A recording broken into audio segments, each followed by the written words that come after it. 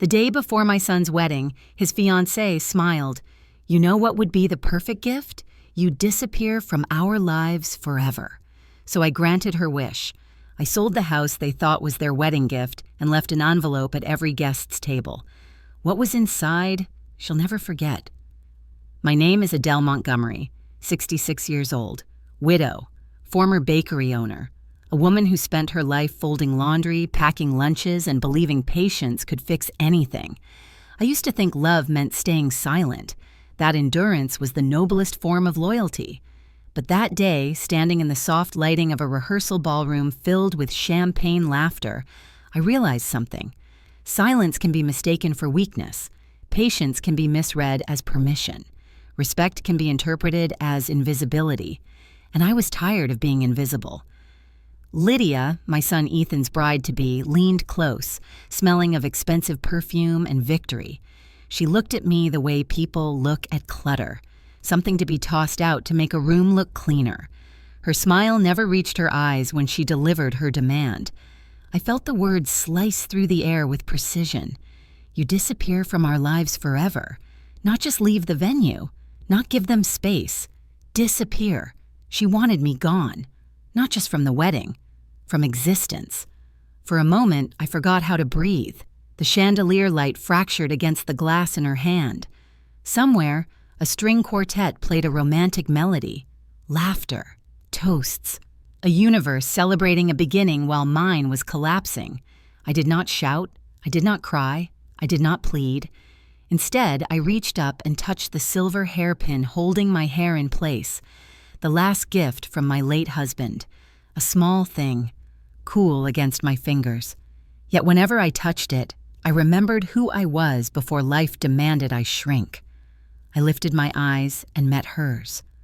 Calm, steady. If she expected me to crumble, she miscalculated. So I granted her wish. I walked away. I left the rehearsal dinner before anyone noticed the absence of one quiet woman. I drove through the city night, passing streets where memory echoed like old songs. Tears pricked the corners of my eyes, not from pain, but from clarity. They thought I had nothing. They thought I was just a mother, just a widow, just someone with no power. But they forgot one detail. The house they believed would be their wedding gift. The lake house I planned to sign over to Ethan after the vows. The property they showed off to their friends as if it were already theirs. It was still in my name. The next morning, I signed the papers to sell it, not in revenge, in self-preservation, in reclaiming something that was mine. I asked the agent to expedite the closing. She blinked in surprise when she saw the numbers involved. She probably assumed I had a family celebrating my generosity. I simply signed where she pointed. At home, I printed envelopes, thick cream paper, elegant, impersonal. Inside each one, I placed a single card. No ranting, no accusations. Just a small QR code leading to public legal records. Financial lawsuits, strings of unpaid debt. The truth Lydia fought so hard to bury. No defamation, no insults, only facts. When the envelopes were sealed, I sat alone in the quiet of my kitchen. The morning sun touched my hands. Dust floated in the light like tiny constellations. I felt no rage, only a deep, steady calm, a different kind of power. At the wedding reception, I walked in wearing my simplest dress, my silver hairpin glimmering like a soft declaration. I placed envelopes at every table, beside every plated salad, next to every crystal glass. No speech, no confrontation, just truth. When Lydia opened hers, her face went pale beneath layers of bridal makeup. The whispers spread like wildfire. Ethan froze. His champagne glass trembled. The room shifted. The string quartet never missed a note. I stood straight, silent, still, and for the first time in years, I felt seen.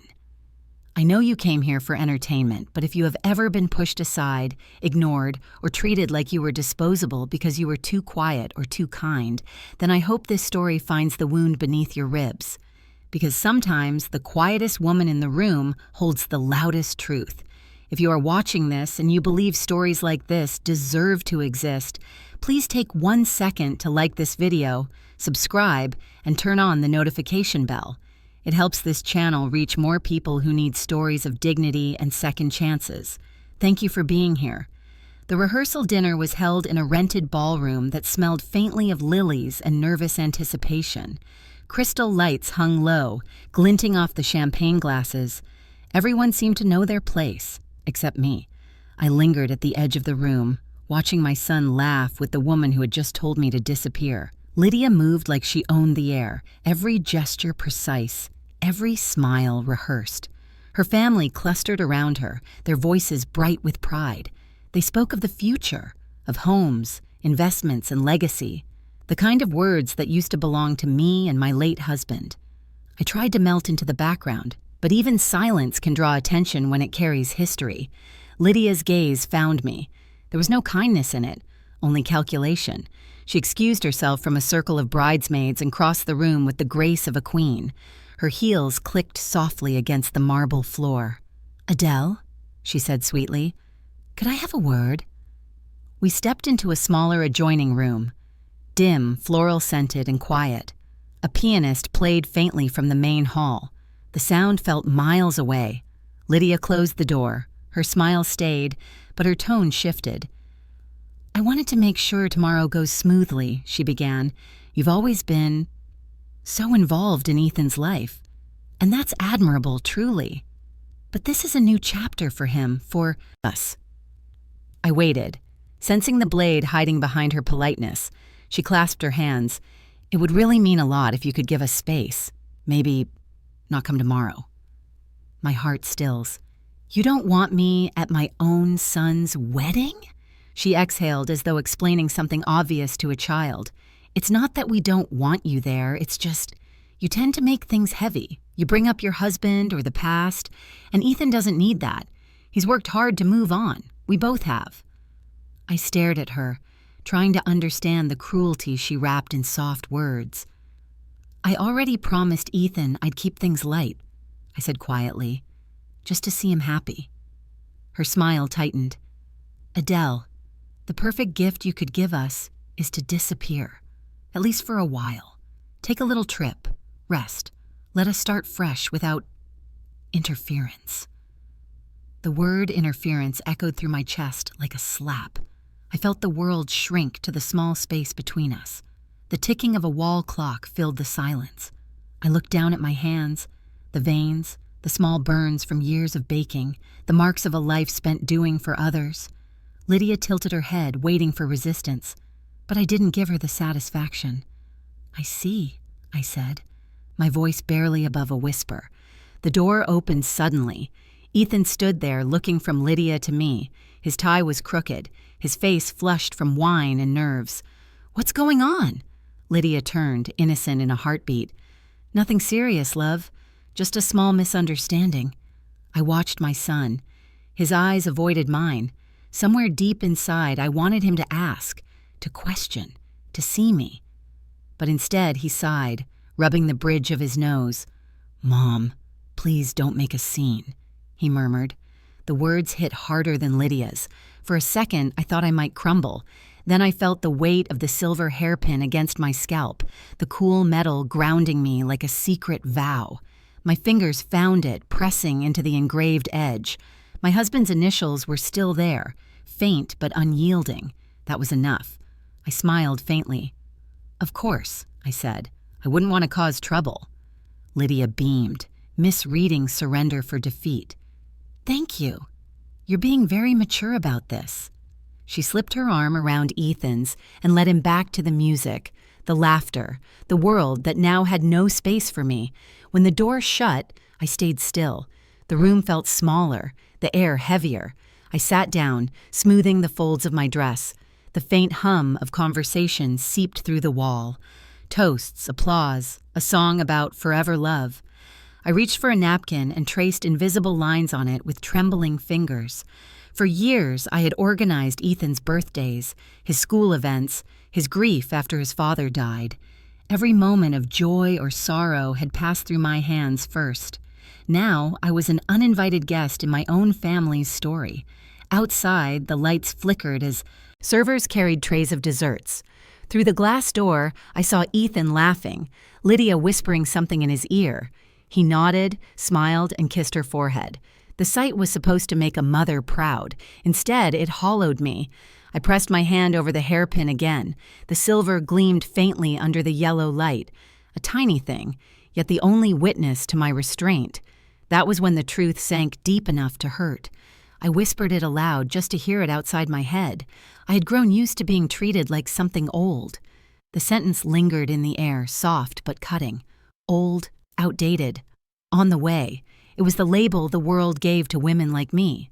Women who once held everything together, then quietly faded into the background when we were no longer convenient.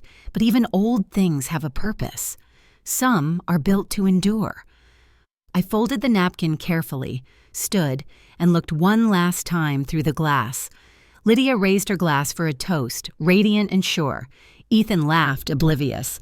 I turned toward the exit, my heels clicking softly, echoing the rhythm of a decision forming inside me.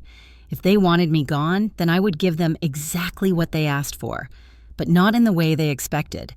After leaving that rehearsal dinner, I drove for hours without realizing where I was going.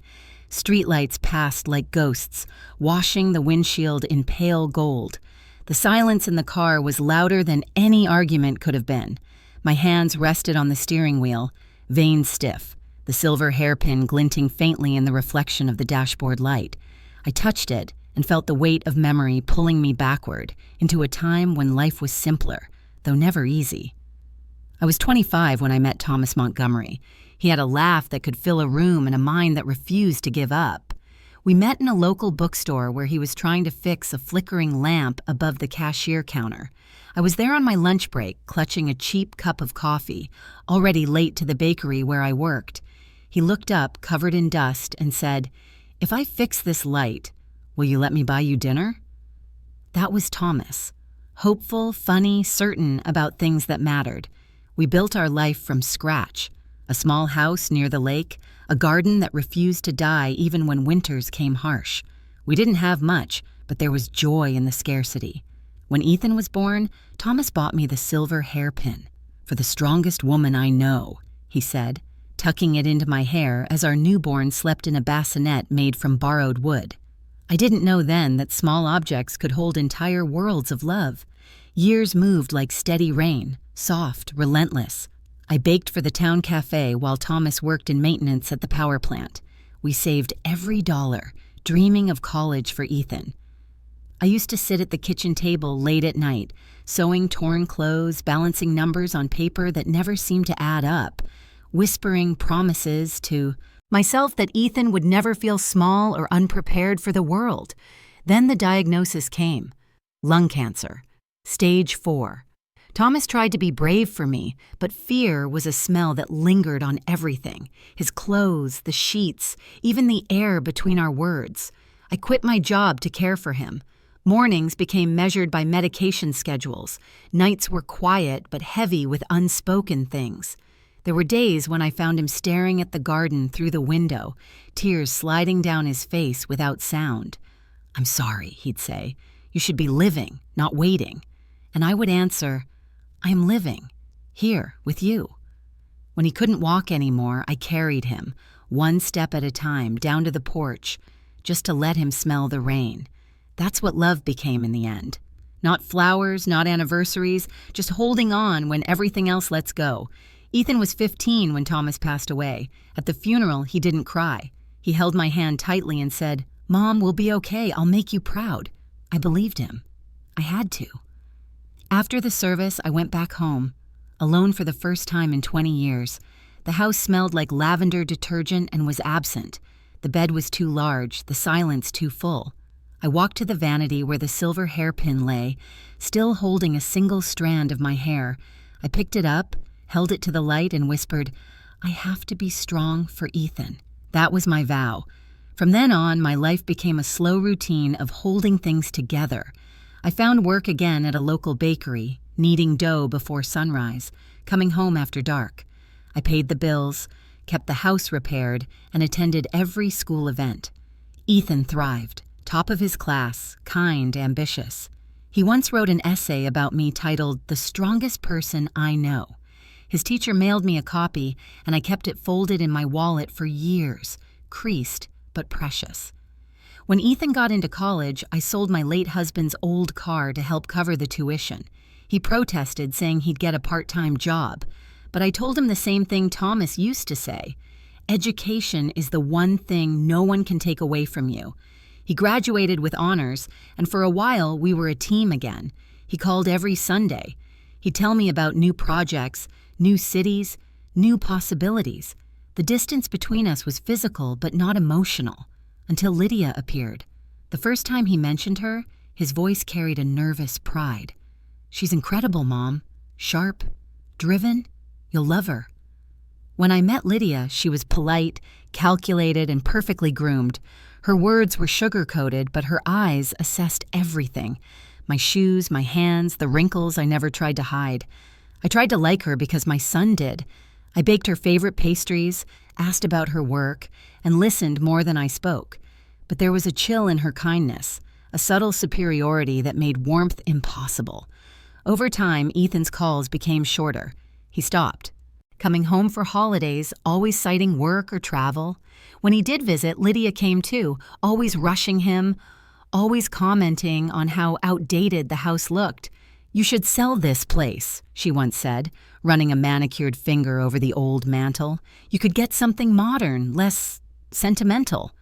Ethan didn't disagree. He said, "Mom, she's just practical." Practical. That word stung more than it should have, though. Still, I didn't complain.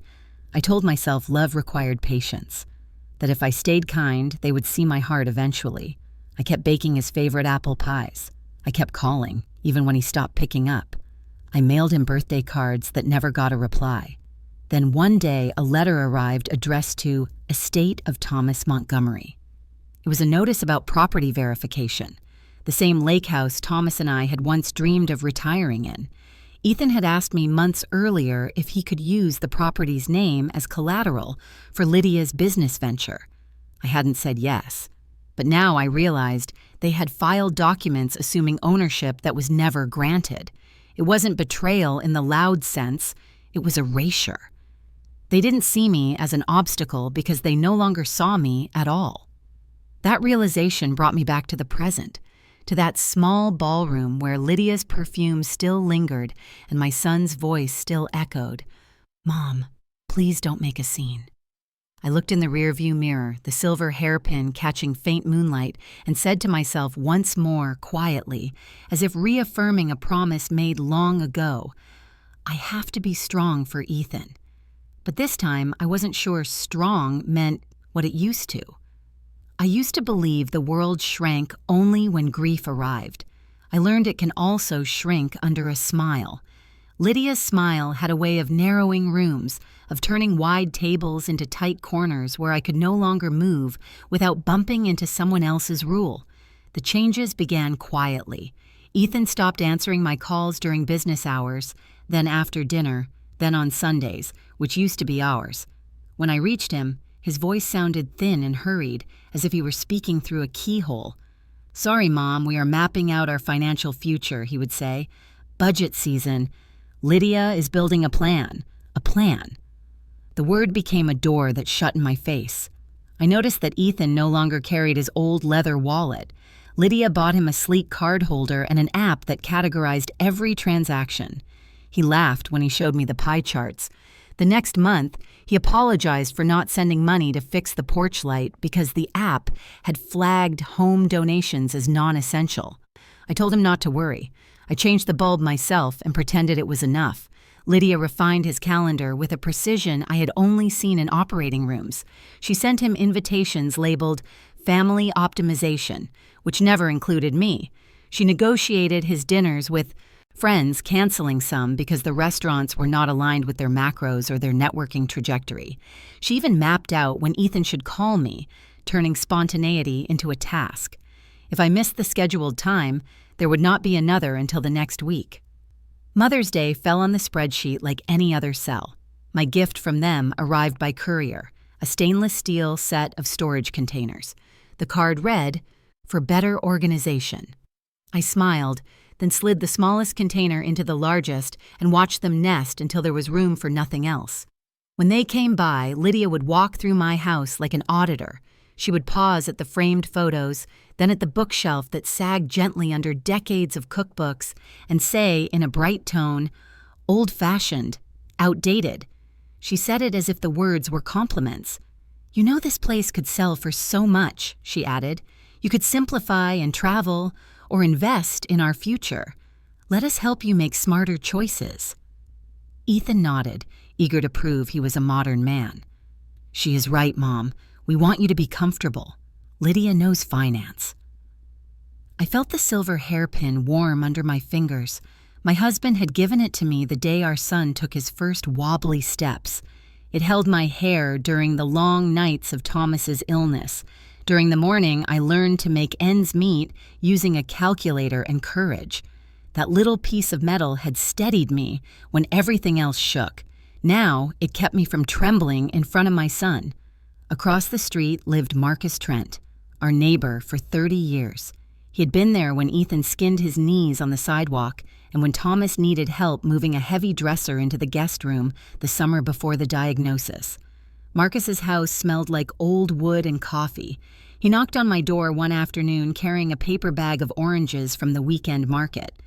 "Thought you could use some bright vitamin C," he said with a grin that reached both eyes. He noticed the storage containers stacked neatly on my counter and raised an eyebrow. "Practical gift?" "Apparently," I answered. We sat on the porch while the late sun poured over the street. The hydrangeas, finally blooming after a stubborn spring, swayed in a slow breeze. I told him about the new systems Lydia was building around Ethan's days. I told him about the calendar invites and how my name appeared in them only as a line item. I told him about the way she touched every object in my house with a faint distaste, naming each one as if cataloging a museum of past usefulness. Marcus listened without interrupting. He rubbed his thumb along the seam of the paper bag and waited for the silence to reach its natural depth. "You do not need me to tell you who you are," he said. "But I will say this, because I have watched you for a long time." He shifted forward, voice low but steady. "Your kindness is a gift, Adele. Do not let anyone mistake it for a weakness." He held my gaze a moment longer, then he repeated it for the part of me that was tired. "Su tu te quako la mon qua, Adele. Dung de I sem na la dim iu." The Vietnamese words landed like a warm hand on my shoulder. Marcus had learned them years ago from a coworker and liked to practice a sentence or two when he wanted to make me smile. I smiled, small and honest. Then I looked across the street at his garden, where tomatoes climbed a wooden trellis he had built by hand. It was the opposite of Lydia's world. Imperfect, alive. Ethan called that evening with an apology that felt drafted. "Mom, Lydia noticed your insurance is outdated. She can connect you with a better provider. Also, we are adjusting our budget. It would help if you held off on any big repairs. We have a plan to consolidate." I asked, "Consolidate what?" "Our lives," he said. "Everything under one roof makes sense." I thought of systems, dashboards, and the tidy columns where people became entries and love became allocation. I said I would think about it. After we hung up, the house hummed with the gentle noises of evening. The kettle clicked off. A neighbor's dog barked twice. The hairpin was cool against my temple. I stood in the hallway and pressed my palm flat to the wall, as if I could feel the heartbeat of the home that had held us. The next week, Lydia suggested a double dinner with one of Ethan's new partners. I wore my simplest dress and brought a lemon tart.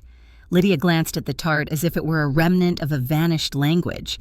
She placed it near the edge of the table and steered the conversation toward equity and scaling.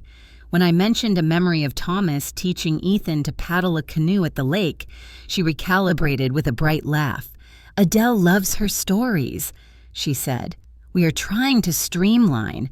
Everything forward, nothing backward." Old-fashioned, outdated. The phrases fell like little stones in a jar, each one pinging against the last until the sound became all I could hear. That night, after they left, I stepped outside and watched the street grow quiet. Marcus waved from his porch with a mug in his hand.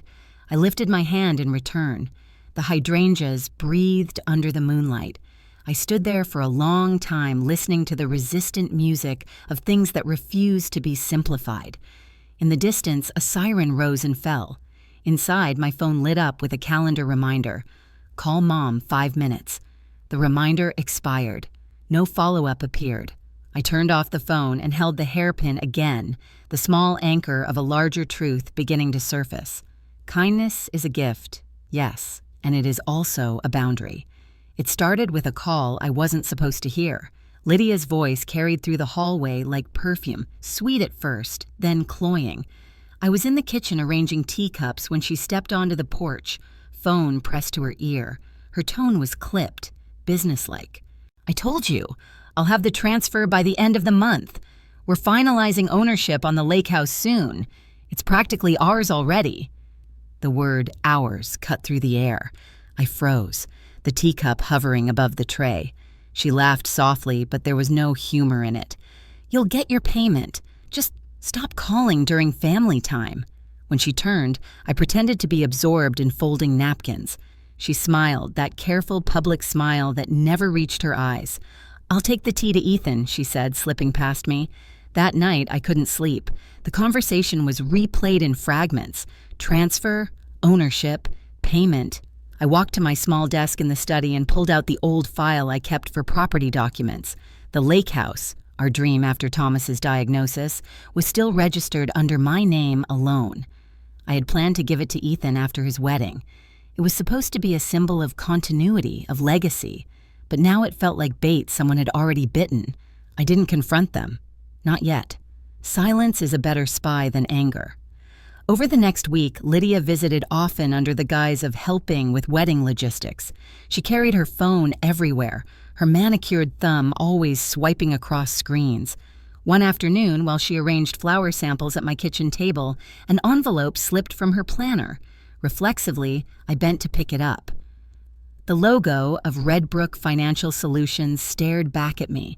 It was a lender I knew well. Thomas and I had once paid them off in full decades ago. Lydia's face flickered when she saw me holding it. Oh, that's nothing. Business mail. She snatched it with a little laugh. You know how it is. Paperwork never ends. I only nodded. Yes, I said. I know. When she left, I found myself standing by the window, watching her drive away. The car shimmered under the afternoon light. Leased, not owned. I remembered the way she once bragged about buying it outright. Another story crafted to impress. The next morning, I stopped by the post office to mail a few bills. The clerk, a kind man named Richard, leaned forward and said, Mrs. Montgomery, I think someone's been forwarding documents to your address by mistake. Been getting a lot of mail with your name and another person's attached. He showed me a bundle of envelopes, bank statements, some marked urgent, all addressed to Adele Montgomery and Lydia Harris. I thanked him and asked him to hold them a moment longer. Then I called my attorney, the same one who had helped me after Thomas passed. Just to confirm, I said calmly, no one has filed any co-ownership requests for my lake house, correct? He paused. Not officially, but someone did request public records under your property's parcel number last week. A woman named Lydia Harris. I hung up politely, my pulse steady. When I came home, the silver hairpin in my hair felt heavier than usual. I stood in front of the mirror and studied the woman staring back. Older, yes, but not foolish. I thought about all the small ways women are taught to look away from deceit when it wears a charming face. Not this time. That evening, Ethan and Lydia came over for dinner. Lydia arrived first, carrying a bottle of wine and the kind of smile reserved for cameras. Mom, she said, Ethan and I have been thinking. You shouldn't have to worry about all the paperwork for that old lake house. Let us handle it. We can modernize it, make it profitable. You'll still have access whenever you want, of course.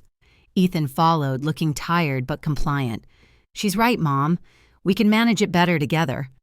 I poured the tea slowly. The scent of chamomile filled the air. I didn't answer. Lydia continued, spinning words like silk. It'll simplify everything. We can add our names to the deed, streamline taxes, and protect the asset. It's just smart planning. I lifted my cup. Protect from what? From unnecessary risks, she said quickly. The silence stretched. Ethan shifted in his chair. I set the cup down, smiling faintly. You both should review the documents first. I'll prepare copies. Lydia's shoulders relaxed. Perfect. You're always so cooperative, Adele. I wanted to laugh at that word, cooperative. She mistook patience for permission. When they left, I went to my desk and pulled the property folder closer. I flipped through every page, the paper smelling faintly of ink and old trust. I placed my husband's old notary stamp beside it, the one I kept more for sentiment than function. Then, quietly, I slid the file into the small safe behind the pantry wall. I didn't add new locks. I didn't change passwords. I simply waited. Days later, a notice came from the county office, a request to access the property's appraisal value, again under Lydia's name. The paper trembled slightly in my hand, not from fear but recognition. The truth had already been spoken. Lydia's success was a mirage built on borrowed money, borrowed charm, and borrowed names. I pressed my fingers to the silver hairpin, the cool metal anchoring me. For the first time in a long while, I felt calm, sharp calm, like glass under sunlight. Some truths don't need to be shouted. They only need to be seen. And I was watching. The night before the wedding, the house felt like a photograph. Still beautiful and slightly false. Every corner seemed to hold its breath. The kitchen light cast a soft amber glow over the counter, catching the curve of my silver hairpin as if the light itself remembered what it symbolized. Outside, the wind rippled across the lake. The trees whispered against the windows, the way they used to when Thomas was alive. He would have been polishing his shoes, humming under his breath, proud that our boy was getting married. I wondered what he would say now if he had seen what our love had turned into. Thus, table in front of me was covered in papers, property deeds, insurance forms, financial statements, all the things a quiet woman keeps organized but rarely discusses. I had taken them out hours earlier, telling myself it was just to double-check the wedding gift I had prepared. In truth, I couldn't sleep. Months before Lydia came into our lives, I had decided to transfer the lake house into Ethan's name. It was meant to be a gift, a gesture of faith, a mother's way of saying, I trust you to build a life of your own. I even had the draft document ready, signed but not filed. Back then, the thought filled me with warmth. I imagined Ethan's face lighting up when he realized his childhood summers by the water were now his future too. But that was before the spreadsheets, before the app schedules, before Lydia's voice turned my name into a formality. Now those same documents sat before me like open eyes. I could almost hear Lydia's rehearsed tone, sweet but sharp.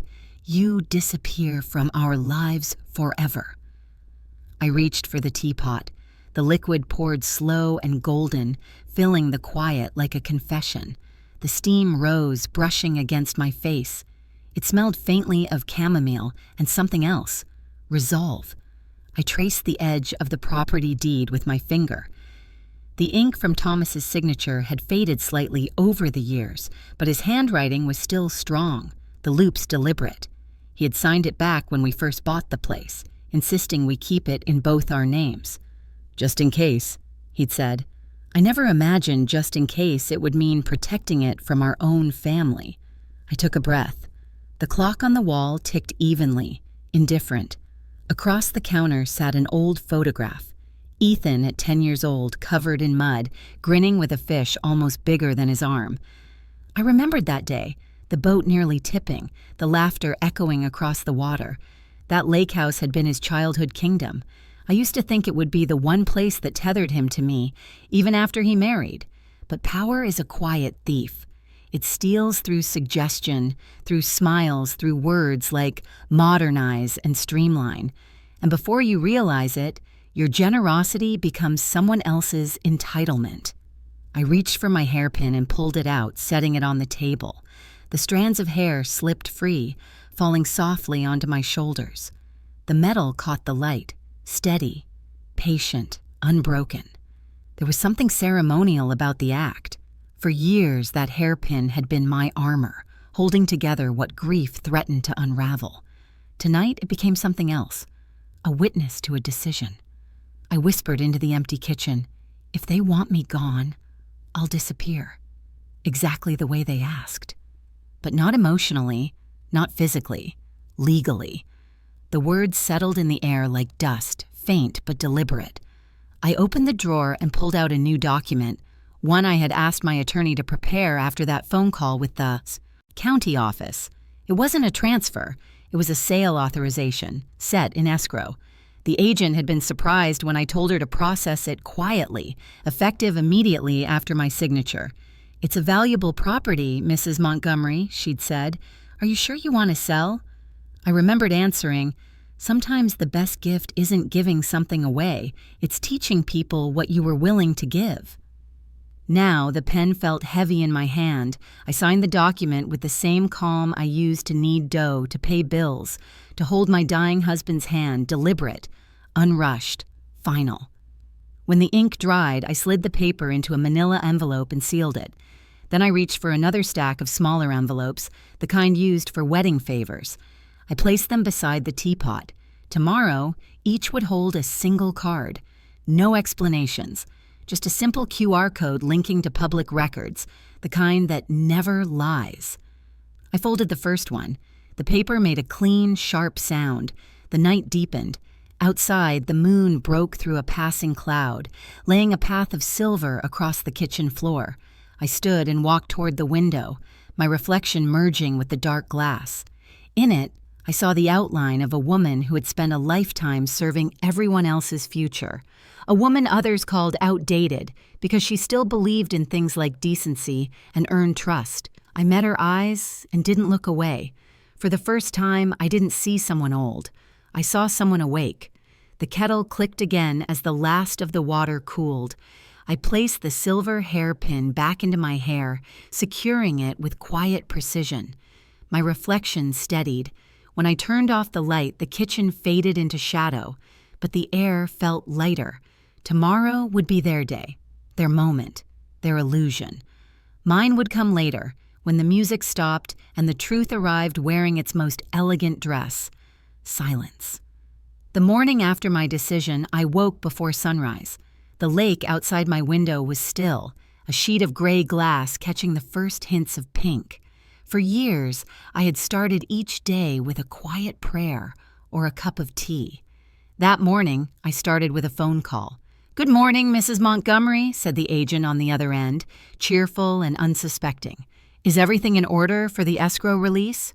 "Yes," I said, steady. "Please finalize the sale. Use the existing buyer. No changes, no delays." There was a brief pause. "You're sure you don't want to wait until after the wedding? It might—" "I'm sure." The pen from the night before still lay on the kitchen counter beside the sealed envelope. I picked it up and rolled it between my fingers, listening to the soft hum of the refrigerator, the tick of the clock. It was the sound of a woman quietly moving mountains. After I hung up, I made tea, the same way I always did. Measured, patient, precise. The kettle clicked, the steam rose, the silver hairpin gleamed, faintly in the morning light. Outside, the world prepared for a wedding. Inside, I prepared for a reckoning. I opened my laptop and reviewed every document one last time. The public records portal displayed a web of verified information. Case filings, debt reports, unpaid obligations, all tied to Lydia Harris. No opinions, no gossip, just the truth, written in the language of law and timestamps. It wasn't vengeance. It was transparent. Lydia had built a kingdom on borrowed stone. I simply opened the windows and let the daylight in. I created a simple card template, white background, black letters. For your awareness, public record, accessible by anyone. Below the line sat a small QR code leading directly to those open documents. No names added, no commentary attached. The truth didn't need my voice. It only needed air. I printed 200 of them. Each one felt like a heartbeat, measured, deliberate, calm. Then I moved to the envelopes. I used the same cream stationery I'd chosen for the wedding gifts months ago. I had imagined writing warm blessings inside, To Ethan and Lydia, may your home be filled with laughter. But now, each envelope would carry a quieter blessing, clarity. I folded each card with care, slipping it into its sleeve, sealing the flap with a small wax stamp shaped like a rose. Thomas had given me that stamp years ago when I mailed out the bakery's first holiday orders. Make every detail honest, he used to say, even the smallest one. When I finished, the envelopes covered my table like pale petals. I stared at them, feeling neither pride nor guilt, just certainty. By late morning, I called the delivery service. A polite young man arrived to collect a package for the wedding venue. Special seating cards, I told him. He smiled, unaware of the story hidden inside. When he left, I sat at the window with my tea. The light had shifted to a soft gold, rippling across the lake. It reminded me of the day Thomas and I first signed the deed to the property. The ink had barely dried when he said, "This place will outlast us both." He was right, though not in the way either of us imagined. The house was sold now. The escrow funds would settle quietly, legally, permanently. I hadn't lost it. I had chosen where it would go. To me, that mattered. Control wasn't about holding on. It was about deciding when to let go on your own terms. Later that afternoon, I walked to Marcus's house. He was on his porch repairing a wooden chair. The smell of sawdust and lemon oil filled the air. "You're up early, eh?" he said, looking up from his work. I had business to finish. He studied me, then nodded. "You have that look, Adele, the one you get when you've made peace with something difficult." "Maybe," I said. "Or maybe I'm just done pretending not to see." He smiled, the kind that doesn't ask questions. "That's the best kind of clarity. What's next?" "Tomorrow is the wedding," I said. "After that, I don't know." He leaned back, wiping his hands on a rag. "Then tomorrow will take care of itself." People underestimate quiet action. They think the loud ones win. But quiet action, done right, rearranges everything. He was right. That evening, I ironed the navy dress I had chosen weeks ago. Simple, modest, nothing that demanded attention. I laid out my shoes, my clutch, and the pearl earrings Thomas had bought me for our 20th anniversary. Then I placed one last envelope inside my bag, addressed not to a guest, but to Ethan. Inside was a copy of the sale document. Alongside it, a short note in my handwriting. "I loved you enough to give everything. Now I love you enough to stop." The moon climbed high and the house fell quiet again. I walked from room to room, turning off lights, touching walls, saying silent goodbyes. This home held every version of me: wife, mother, widow, believer. Tomorrow I would become something else entirely, a woman who chose herself. Before going to bed, I stood in front of the mirror and removed the hairpin. The silver caught the lamplight, cool and faithful. I ran my thumb over its engraved initials. T.M. Thomas Montgomery. The man who taught me that strength was not about resistance, but endurance. I whispered into the empty room, "It's handled, Thomas." Then I pinned my hair back again, tighter this time, as if sealing the promise. Outside, the night breeze carried faint music from across the lake. The rehearsal party in full swing. Laughter floated over the water, glittering and hollow. I listened without bitterness. Tomorrow, I will walk into that ballroom. Lydia would smile, believing she had erased me. Ethan would think his mother had accepted defeat. Neither of them would see what I carried. 200 small truths, folded neatly, waiting to be opened. And when the music stopped, when the glasses clinked, when the first toast was made, silence would finally have its turn to speak. The morning of the wedding arrived crisp and bright, the kind of day people call perfect. Sunlight spilled across the lake, turning it to liquid gold. Cars lined the gravel driveway of the venue, guests stepping out in pressed suits and chiffon dresses. Everything shimmered with expectation.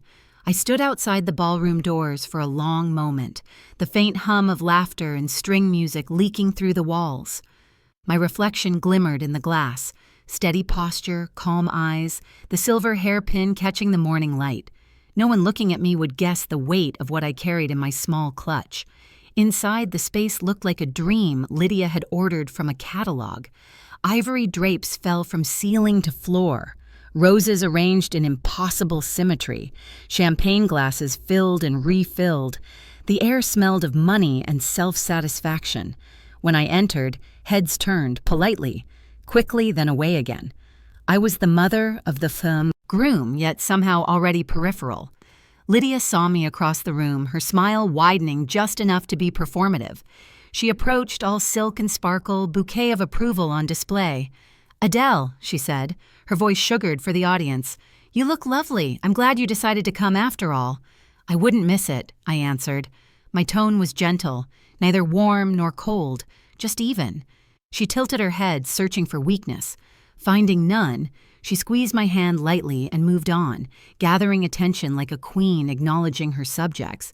Ethan followed her, looking radiant in his navy suit, though his eyes darted past me too quickly. "Mom," he said, voice tight, "thank you for being here. Lydia really appreciates—" I touched his sleeve. "It's your day, Ethan. Enjoy it." He nodded, relieved, and joined his bride at the altar. The ceremony unfolded with practiced precision. Every vow, every smile, every soft laugh had been rehearsed until it felt like a script they both knew by heart. I watched quietly, my hands folded around my clutch. There was beauty, yes, but beauty can be fragile when built on debt and illusion. After the ceremony, the crowd flowed into the reception hall. The air buzzed with congratulations, the clinking of glasses, the clicking of heels. I took my seat near the back, not too close to the family table, but still within view. My envelopes had already been placed, one at every guest setting, identical, anonymous. Lydia floated between tables, her gown catching the light with every turn. People whispered compliments, how graceful she was, how fortunate Ethan was, how inspiring their story had become. I watched her glide through her audience, a woman unaware that the curtain was already beginning to lift. The first toast came from her father, then a friend, then the maid of honor. Laughter rippled through the crowd, wine flowed, and at the cue from the wedding planner, servers began clearing plates and handing out the envelopes. At first, no one paid attention. Guests assumed they were thank you notes or wedding favors. A few tore them open idly while sipping champagne. I saw one man frown, then squint at the small printed card. The QR code caught the light. He scanned it, curious. His phone screen lit up, and his expression changed. Confusion, then disbelief. He leaned to his wife, whispering. Another guest followed. A murmur began to ripple down the table like wind moving through wheat. The sound grew, not loud, not chaotic, but unmistakably alive. From across the room, Lydia noticed the shift. Her smile flickered.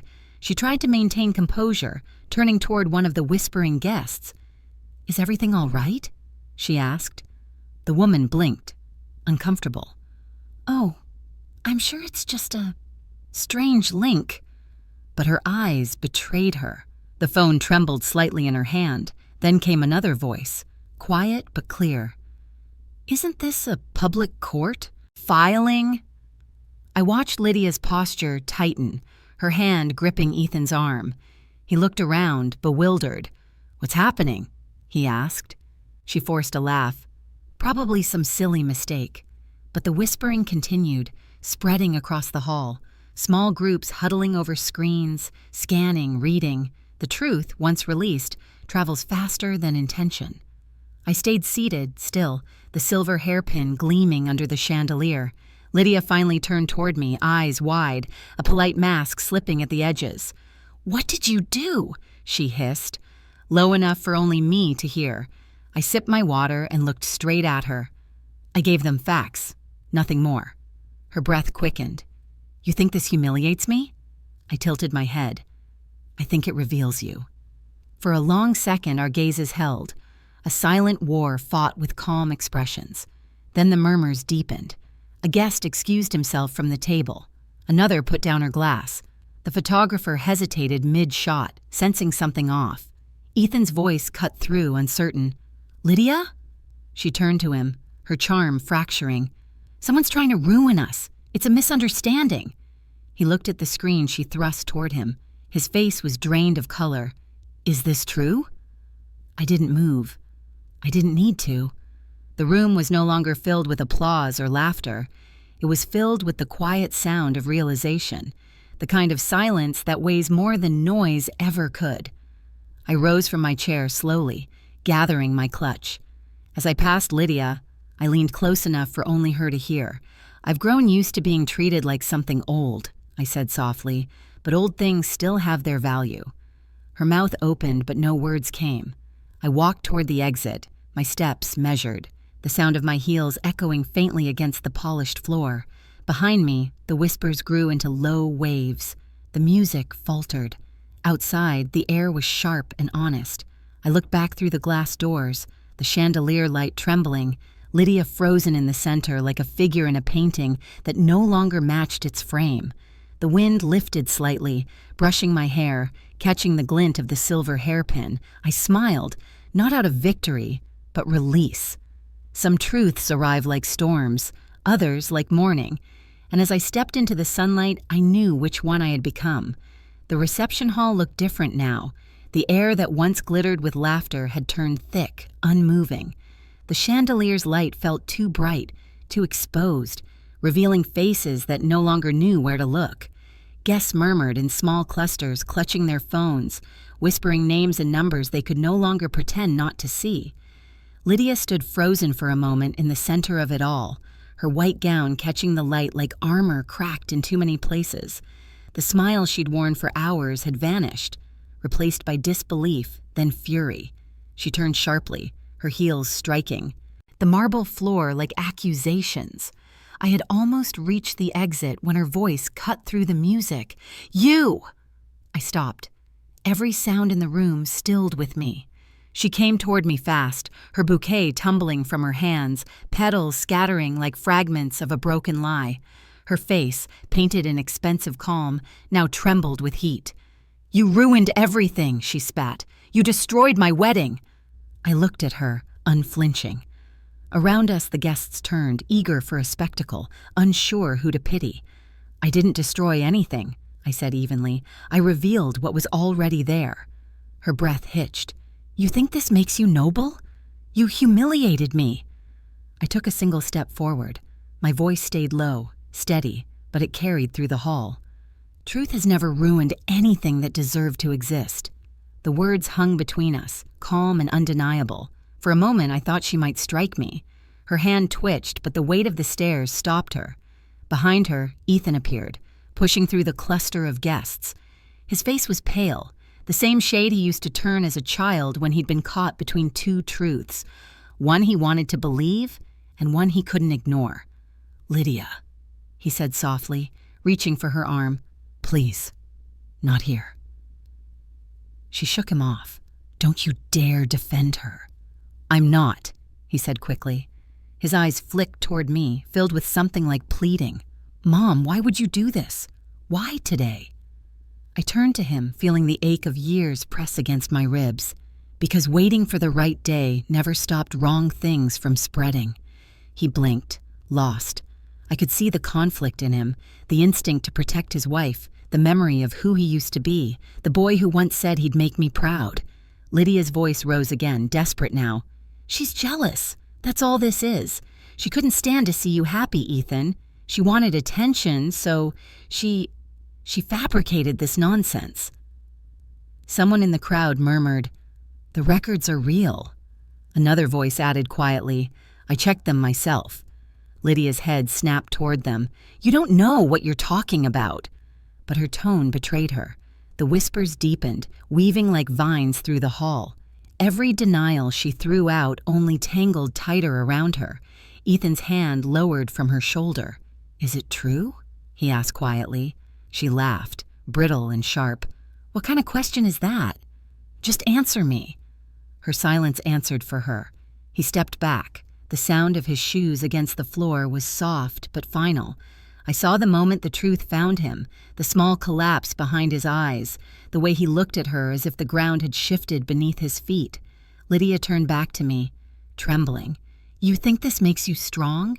Do you think anyone here will respect you after this? They'll see what you are. Vindictive, bitter, pathetic." Her words fell like stones into water, no ripples. I met her gaze, my voice calm as a prayer. If you believe that, then you've already misunderstood what strength is. Behind her, one of the servers quietly turned down the music. The silence became total. Even the champagne bubbles seemed to pause mid-rise. Ethan rubbed his temple, voice barely audible. I can't process this. I looked at him, and for a moment, I saw not the man in front of me, but the boy who used to run to the kitchen, hands sticky from jam, laughing when I pretended to chase him with a towel.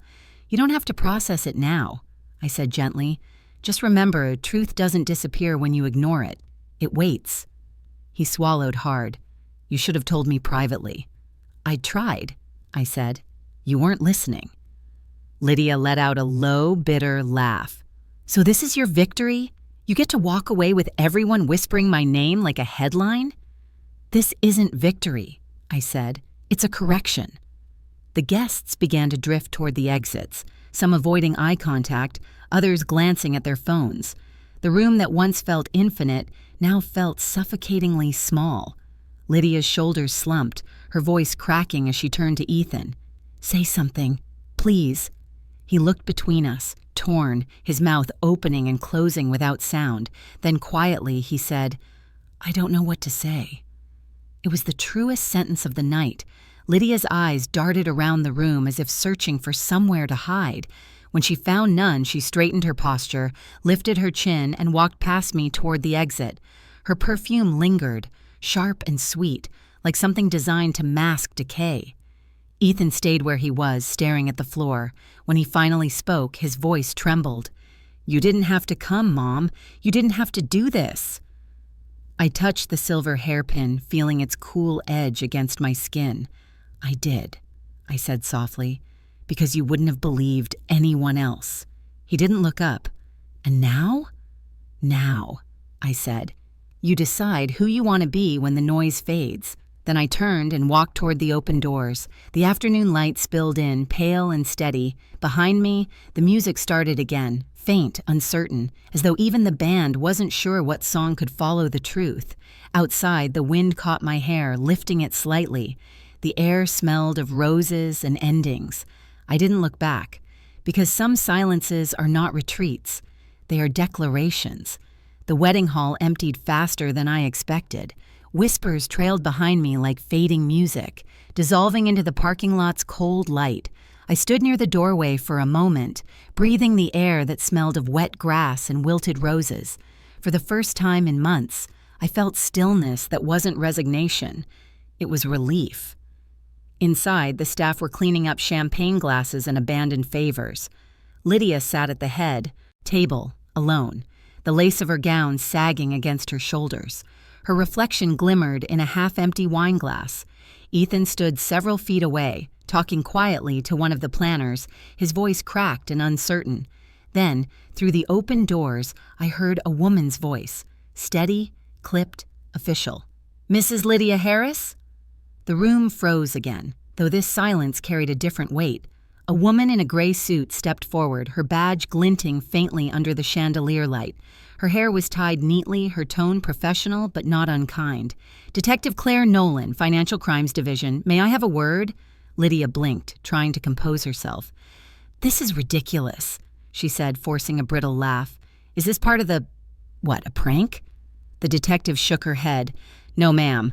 I'm here to verify your identity and ask a few questions regarding several open investigations connected to Redbrook Financial Solutions. You are not under arrest, but you are named in the inquiries. We've been attempting to reach you. Ethan turned sharply. Investigations? Lydia's hands fluttered like trapped birds. This isn't what it looks like. I've already handled everything. It's just a misunderstanding. Detective Nolan's gaze remained calm. I'm sure you'd like the opportunity to clarify. I have some documents for your review. She handed her a slim folder. The embossed seal on the cover looked almost ceremonial in its simplicity. Lydia stared at it but didn't open it. This is because of her, she said suddenly, pointing at me. She's behind this. She's been obsessed with ruining me ever since Ethan proposed. All eyes turned to me again. I didn't move. I didn't even flinch. The silver hairpin in my hair felt cool, grounding me in a way no argument could. I didn't call anyone, I said evenly. I just told the truth. You made your own choices. Lydia's face twisted, desperation bleeding through her makeup. You planted that information. You forged everything to make me look bad. Detective Nolan stepped between us, her tone still professional. Ma'am, these records come directly from the county database and federal court filings. No one can alter those. You're welcome to confirm. The murmur in the room grew again, quieter this time, but more solid. No longer gossip, but comprehension. Ethan pressed a hand to his forehead. Lydia, please, just tell the truth. She rounded on him. You're believing her? After everything we built together? What did we build? He asked softly. A business? A facade? His voice trembled, but there was something new in it, a fracture where clarity had begun to take root. Lydia tried to speak, but the words came out uneven. You think she's innocent? She's manipulative. She wanted to humiliate us. I stayed quiet. Sometimes silence draws sharper edges than speech. That was when Marcus appeared at the doorway. I hadn't even noticed he'd come inside. He must have followed from the street, still in his work jacket, hands rough with sawdust. He took in the scene, the detective, the bride, the trembling son, and his gaze found me. He walked closer, calm as always. Detective, he said respectfully, I've lived next to Adele for 30 years. She's as honest as they come. If there's anyone here who's built a life on decency, it's her. You're wasting your time looking in the wrong direction. Detective Nolan nodded slightly. We're not investigating Mrs. Montgomery, sir. Marcus looked at Lydia. His expression wasn't cruel, just tired. You could have built something good, he said quietly. But you chose shortcuts. They always catch up. Lydia's voice cracked. You don't know anything about me. I know enough, he said. I know the difference between ambition and deceit. The detective cleared her throat gently. Mrs. Harris, we'll be in touch. Please make yourself available in the coming days. It's best if you cooperate early. Lydia's composure shattered. She sank into the chair, her bouquet slipping from her hands, petals breaking against the floor. Ethan stared at her, the kind of stare that comes after a lifetime of borrowed trust finally runs out. Detective Nolan turned to me briefly. For what it's worth, Mrs. Montgomery, your actions made it easier for the truth to surface. You didn't file anything inappropriate. Everything you referenced was public record. Good, I said softly. That's all I ever wanted. She gave a small nod and left, her footsteps fading into the hallway. For a moment, no one moved. The room seemed to inhale and hold it. Then Marcus touched my arm lightly. Come on, Adele, let's get you some air. I followed him outside. The sky had turned dusky, clouds gathering at the horizon. From inside, muffled voices echoed. Lydia's cries, Ethan's silence. The wind brushed my face, cool and steady. Marcus handed me his jacket. You did what you had to do, he said. I didn't want revenge, I whispered. I just wanted the truth to have a place to stand. He smiled faintly. And now it does. Behind us, the wedding music restarted, hollow and distant, like an echo from another life.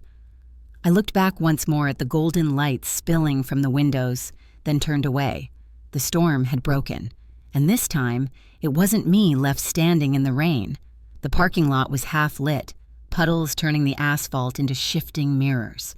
A soft rain fell, the kind that makes every sound feel farther away.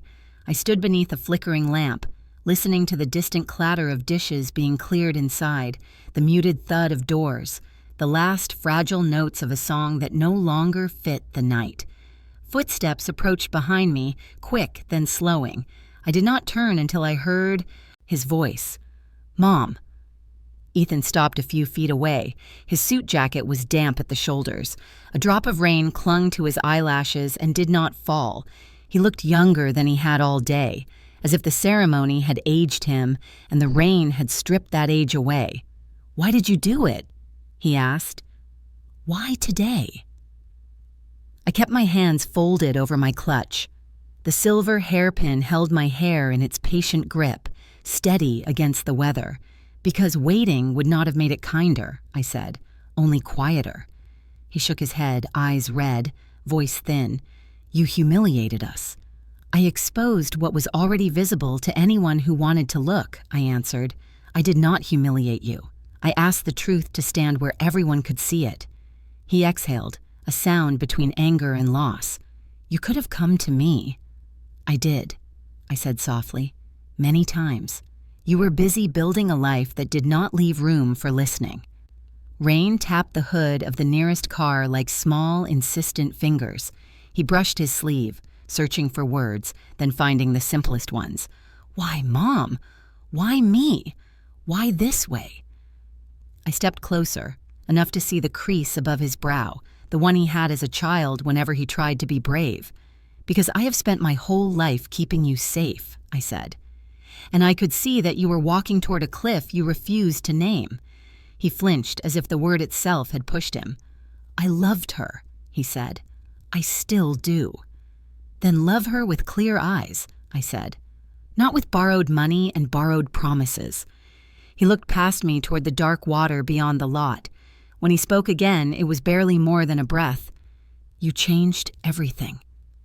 I let the silence sit between us, as wide as the years I had crossed to reach this moment. The rain softened, then stalled. A car door slammed in the distance, a sharp reminder that the world was still moving. He turned back to me, jaw tight. Say you did not do it to hurt me. I did not do it to hurt you, I said. I did it to stop what was hurting you. He closed his eyes. Then say something else. Say it was not about control. It was about ending the story where my generosity became your entitlement, I said. It was about the difference between gifts and guarantees. He stared at me for a long time, searching for the version of me that always yielded. The night did not offer her. Why does it feel like you left me? He said. I took a breath that reached the bottom of my ribs. I spent my whole life holding you in place. This is the first time I have chosen myself. He looked startled, then wounded, as if the honesty itself had cut him. I waited until his breathing steadied, then I reached up and touched the silver hairpin. The metal was cool, like a sip of water after too long in the sun. With careful fingers, I slid it free. My hair loosened and fell against my shoulders, rain catching. On the strands, I held the hairpin in my palm. For a moment, it was our whole house. It was the afternoons spent at the lake. It was the nights of grief and the mornings of endurance. It was every version of motherhood that had demanded more than it returned, and yet still felt sacred in the giving. I took his hand and placed the hairpin in it. The weight was slight, but it settled like a truth. You keep the memory, Ty, I said. I keep my freedom. He looked down, stunned, thumb tracing the fine engraving of his father's initials. I do not want to take this from you, he whispered. You are not taking it, I said. I am giving it. He lifted his eyes, tears finally breaking loose and mingling with the rain. What am I supposed to do now? He asked. Decide who you are when no one is clapping, I said. Decide what kind of man you will be without her voice telling you who that is. He swallowed hard. And you, where will you go? I will go home, I said. Then I will leave it. I signed the sale. It is done. His face crumpled in disbelief. The lake house. You sold it. Yes. For me, he said. It was supposed to be for me. It was supposed to be a bridge, I said. It was becoming a leash. He closed his hand around the hairpin as if it might flee. Did I become a stranger to you? No, I said. A stranger is someone you do not know. You are someone I know too well, even now. A breeze skimmed the puddles, blurring our reflections. He looked at the ballroom doors, then back at me. His voice steadied, smaller but clearer. I do not know how to forgive you. You do not need to, I said. You need to forgive yourself for what you overlooked and for what you allowed. He drew a breath that shook. Will you come back if I ask? I will not come back to be invisible, I said. I will meet you where you can see me. He nodded once, emotion almost imperceptible. Then he stepped forward and awkwardly, carefully, pulled me into an embrace that smelled like rain and regret. I held him, not the way mothers steady toddlers, but the way one adult steadies another. When we parted, the hairpin was still in his hand. He looked at it, then at me. "I will take care of this." "Take care of yourself first," I said. A car light swept across the lot, bright, then gone. He slipped the hairpin into his jacket pocket as if placing a document in a safe. "Good night, Mom." "Good night, Ethan." He turned toward the building. I turned toward the lake. The rain began again, gentler now, as if the sky had grown tired of shouting. I lifted my face to it and let it wash the last of the ceremony from my skin. Behind me, the doors closed. Ahead of me, the water lay dark and honest. I walked toward my car, feeling lighter, not because I had won, but because I had finally set something down I should never have been asked to carry. Alone. When I started the engine, the headlights carved a path through the rain. I took it. The sound of the ocean became my new clock. Waves marked the hours better than any ticking hand could. After selling the lake house and closing the chapter that had defined most of my life, I drove south until the air began to taste of salt. The first morning I woke in the small seaside town, I opened the windows wide and let the wind fill the rooms before the furniture even arrived. It smelled like something that had never known disappointment. The cottage I bought was modest, 2 bedrooms, blue shutters that creaked in the wind, a garden too small for pride but big enough for hope.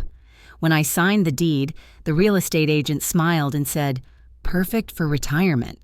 I almost corrected her, but then decided against it. Retirement wasn't the right word. Renewal was closer. Each day began the same way: a pot of tea, the low hum of the waves, and the slow ritual of baking bread. My hands remembered the motions before my mind caught up. The first loaf rose beautifully, golden and alive. I took it to the cafe down the street as a thank you to the owner who had helped me find furniture. She asked if I would bake a few more to sell on weekends. I said yes. Within a month, the weekends turned into weekdays. Then the cafe offered me a back room to host small classes.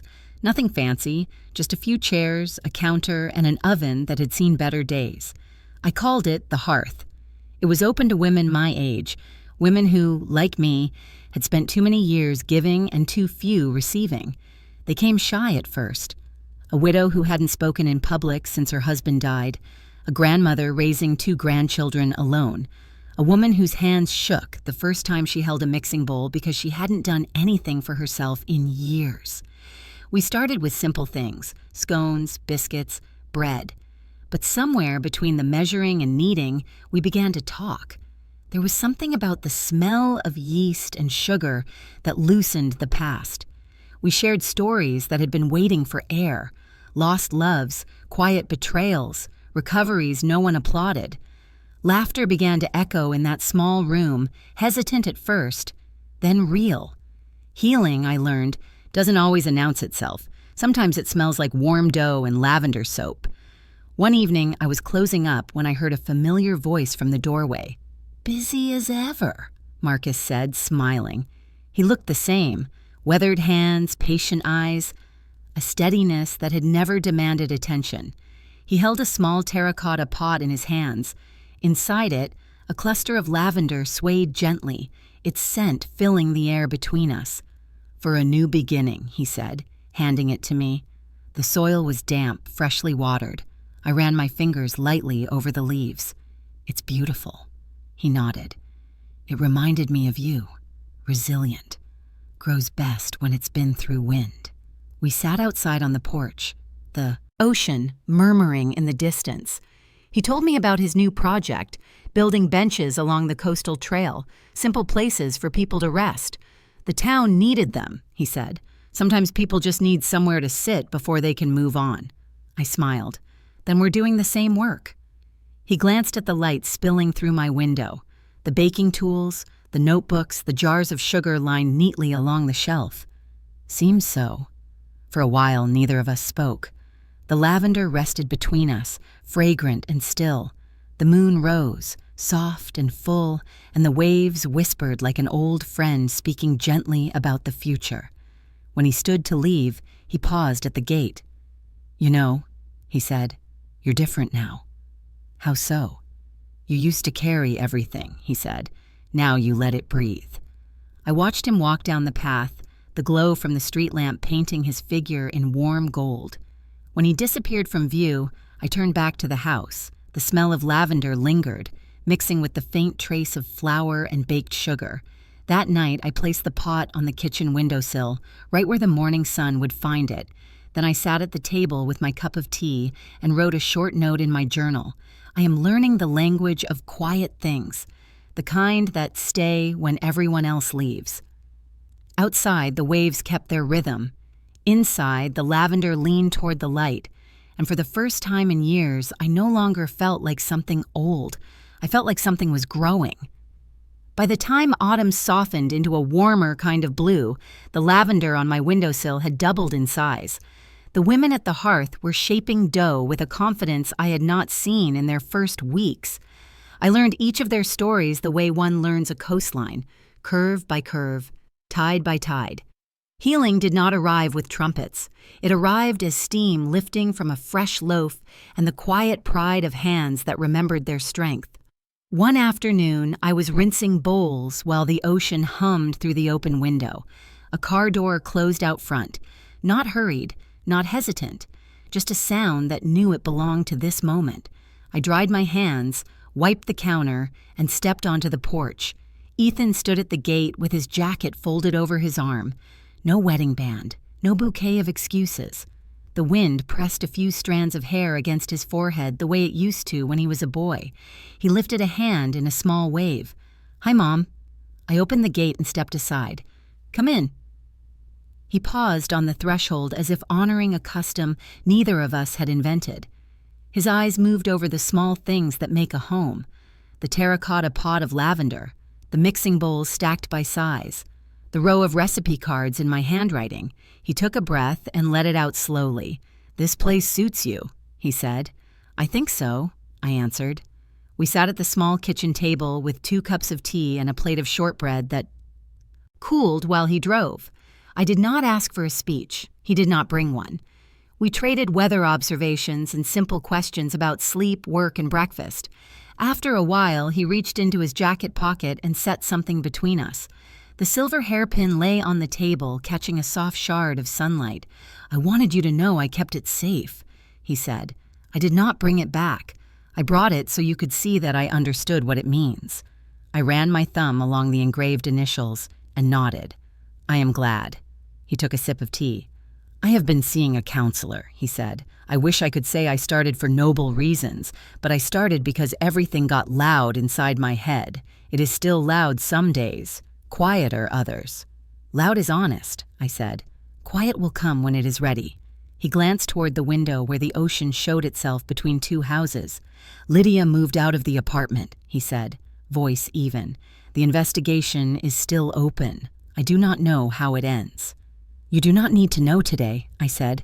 "Not everything must be solved in one sitting." He nodded and looked back at the hairpin.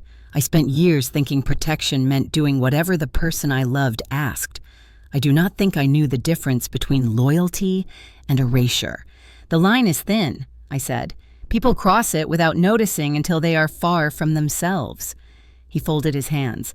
"I'm not asking you to approve of what I did. I am asking if there is a way back to you." "There is always a way," I said, "but it is a path, not a switch."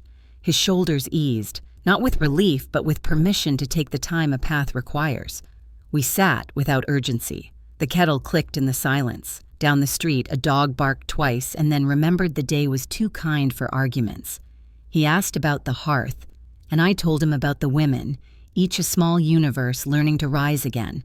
I told him about the widow who started singing while she needed, and the grandmother who brought her grandson after school, and how the boy measured flour with the reverence most people reserve for names carved in stone. Ethan smiled, and the smile held. We carried our cups onto the porch. The ocean sound lifted and settled like breath. Marcus turned the corner, a toolbox in one hand and sawdust on his sleeve. He stopped when he saw us, his eyes flicking between mother and son. "Do I need to come back later?" he asked lightly. "You are fine," I said. "We were just practicing how to be ordinary." He grinned and set the toolbox down. "Then let me contribute. I finished that bench for the coastal trail. I thought I would leave a small plaque on the back where only a tired person would see it. It says, "Take a seat. You have earned the pause." Ethan laughed once, quietly. That is the right kind of advice. Marcus tipped an imaginary hat at him and handed me a small wrapped bundle. Inside was a packet of lavender seeds and a folded note, for a new beginning, again. He did not linger. He knew the moment belonged to us. After he left, Ethan and I walked toward the shore, the sand cool under our shoes, the sky loosening its light. We did not talk much. We counted waves without saying numbers and named boats without reading their titles. Every now and then, he pointed to a gull or a cloud, and I followed his finger as if learning a language of simple nouns. At the waterline, he stood with his hands in his pockets. "I kept trying to write you a letter," he said. "Every draft turned into proof, argument, justification. I do not think that is what we need." "No," I said, "we need room." He looked at me as if the room were a gift he had never thought to ask for. "Can I visit again?" "Yes," I said. "We will find a cadence." "What if I fail at it?" "We will start again." He nodded. The wind shifted, bringing a bit of salt and laughter from families farther down the beach. He faced the horizon and squared his shoulders. "I am not the man I thought I was," he said. "That is progress," I said. "You are a man who knows he is changing." He looked at the sea. I looked too. The world felt large enough for two truths to stand without collision. I felt the sentence arrive before I spoke it. Gentle as foam. "Silence is sometimes the kindest answer," I said. He did not reply. He did not have to. We stayed until the sun tilted low and the tide whispered a soft instruction to head home. Back at the cottage, we parted at the gate. He kissed my cheek the way he used to before school. "Thank you for today, he said. "Thank you for coming," I answered. He walked to his car, then turned back and lifted a hand. The gesture was not an apology or a promise. It was a start. Inside, I placed the hairpin back in its small velvet box, not because I needed it to hold me together, but because it had earned its rest. I watered the lavender and set Marcus's packet of seeds beside it. Tomorrow, I will teach a class on braiding chala.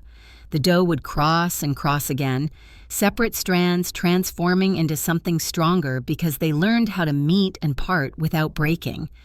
Before I turned out the light, I faced the camera in my mind, the one that holds the eyes of every person who has ever felt unseen. My voice stayed quiet, but it carried. If you have ever been made small or set aside, leave a comment and say, "Toi sung dang duk nhin thay." Your story is not over. It is turning toward itself with care. I closed the door against the evening and listened to the ocean counting breaths. Somewhere down the road, a bench waited for someone to rest. Somewhere up the coast, a son practiced being a man without a script. Here, in a small house with blue shutters, a woman set the table for morning and chose peace.